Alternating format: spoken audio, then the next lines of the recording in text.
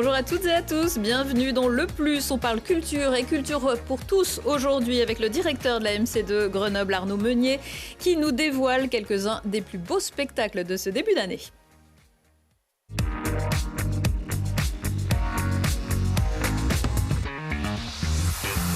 Bonjour Arnaud, vous êtes prêt pour démarrer une nouvelle année ?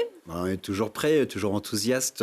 C'est toujours du plaisir de dévoiler les spectacles et les artistes en début d'année. C'est toujours des périodes propices aussi aux répétitions, donc c'est plutôt toujours un moment agréable. Et puis vous allez nous présenter du spectacle vivant, c'est important à l'heure où on est souvent une grande partie de la journée fixée sur nos téléphones et ces petits écrans magiques. Absolument, c'est toujours une expérience forte de se retrouver dans une salle avec des personnes qu'on ne connaît pas, de vivre des émotions au même moment, d'être parfois surpris, déstabilisé par des choses qu'on n'imaginait pas.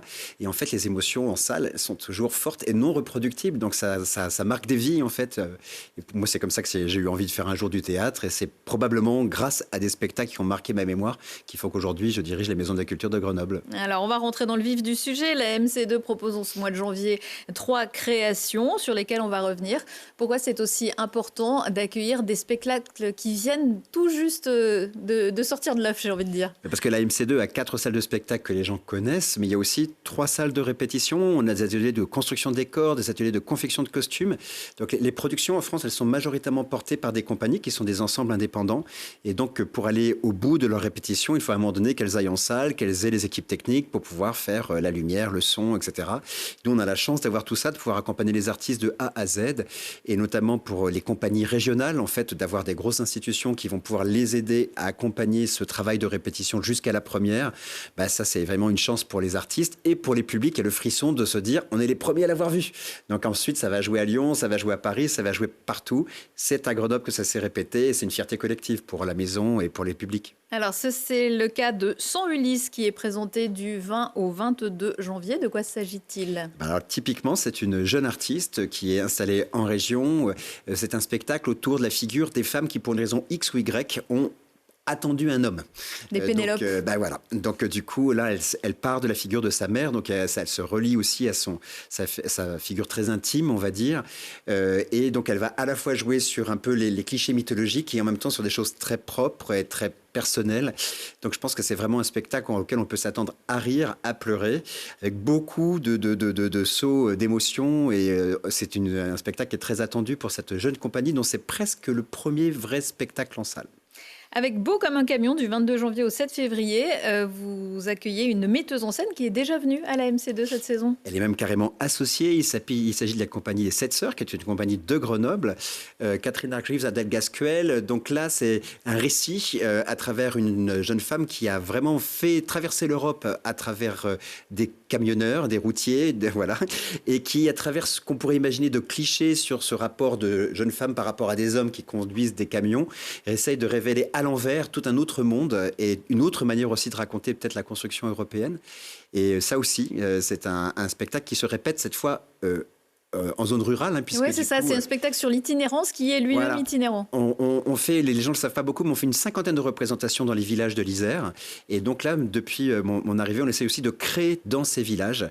Et donc là, ça va être le cas, la création a lieu dans un village de l'Isère. Et puis, alors ce ne sera pas à la MC2, mais au Théâtre de Grenoble, Grégory Fèvre, bien connu sur le territoire, il a lui aussi une nouvelle création.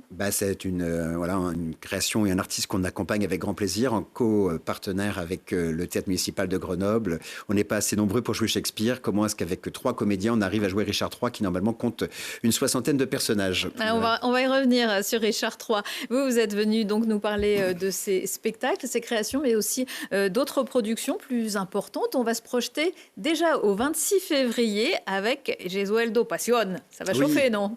Parce que c'est un chorégraphe qui s'appelle Amala Dianor, qui est passionnant parce qu'il vient des musiques des danses dites urbaines, donc plutôt du hip-hop, et en même temps, il a fait une des plus grandes écoles de danse contemporaine à Angers. Donc, il est très hybride dans ses langages. Là, c'est une création avec de la musique baroque. Et donc, on a un mix à la fois de la musique et de la danse. Donc, c'est ce qu'on appelle les concerts augmentés. Il y avait eu un gros succès autour des 4 saisons, il y a 2 saisons, le public a raffolé de cette chose-là, de voir un concert augmenté par la danse. Et Amala, comme il est artiste associé, lui aussi, on va le retrouver puisqu'on va l'aider à produire son prochain spectacle. Il est actuellement en audition au Chili, au moment même où on se parle. Oh, quelle chance. En mars, on parlait de Shakespeare. Place à Shakespeare avec un drôle de Macbeth quand même, du 11 au 12. Et puis surtout, on y vient, Richard III, les 31 mars et 1er avril. Et si Richard III était une femme, et c'est pas une blague? Ben non, c'est cette idée de ce jeune metteur en scène, Itai Tiran, vraiment une découverte. Puis alors là, on va être très très fiers parce qu'il y a eu un voyage de presse pour aller voir le spectacle. Donc on sait déjà que le monde va être dithyrambique, ça va faire la couverture de Télérama, le Figaro n'en peut plus. Donc on est très heureux et très fiers parce que... Et TG+, on parle. Ben absolument, c'est-à-dire que du coup, découvrir les artistes avant tout le monde, ça fait aussi partie de nos missions. Et ça aussi, ça fait partie du plaisir de se dire, ce spectacle qui a joué ensuite dans les grandes scènes parisiennes. Vous savez que Malraux disait que le but de la décentralisation, c'était qu'on puisse voir à Grenoble ce qui se jouait à Paris. Nous, on fait l'inverse maintenant. On crée à Grenoble et ensuite, ça va jouer à Paris et ça fait partie des grandes fiertés. Et ça, c'est un spectacle absolument coup de poing. Ça, c'est un spectacle super formidable. augmenté. Ah oui, c'est très puissant. C'est une vraie relecture autour des thématiques aussi, on le voit bien, de l'extrême droite, des Shakespeare, dominations. c'est toujours contemporain. Shakespeare, ayant beaucoup travaillé la folie humaine, malheureusement, est resté un contemporain pour toujours. Shakespeare, on en reparlera encore du 22 au 24 avril, je crois, à la MC2. Et puis, il va neiger au mois de mai. Qu'est-ce que c'est que cette histoire? Alors ça, c'est le spectacle sur lequel il faut venir en famille, il ne faut pas hésiter. On fait une grande série, ça s'appelle le Slavasno Show.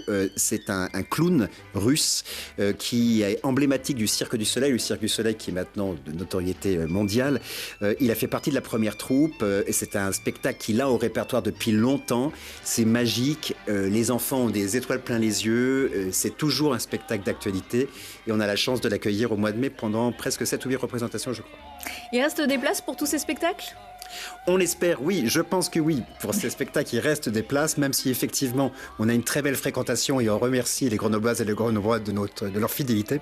Mais oui. Je vous laisse reprendre un petit verre d'eau parce que j'ai encore une autre question à vous poser. Alors, il reste des places pour tous ces spectacles, ce qui n'est pas le cas pour Feu Chatterton le 12 mai. C'est assez dingue ce qui se passe avec ce groupe. On a tout vendu en 24 heures. On leur a demandé de faire une deuxième... C'est sûr, il n'y a pas une autre date. C'est sûr. Non, on leur a demandé de faire une deuxième date, etc. Mais ils ne peuvent pas. Il est devenu jeune papa, il a une grosse tournée. On n'y arrive pas. Voilà. Donc on les réinvitera, j'imagine. En tout cas, c'est intéressant de se rendre compte que, effectivement, y compris sur la musique debout, vous savez que notre salle Risardo, maintenant, elle est complètement transformable.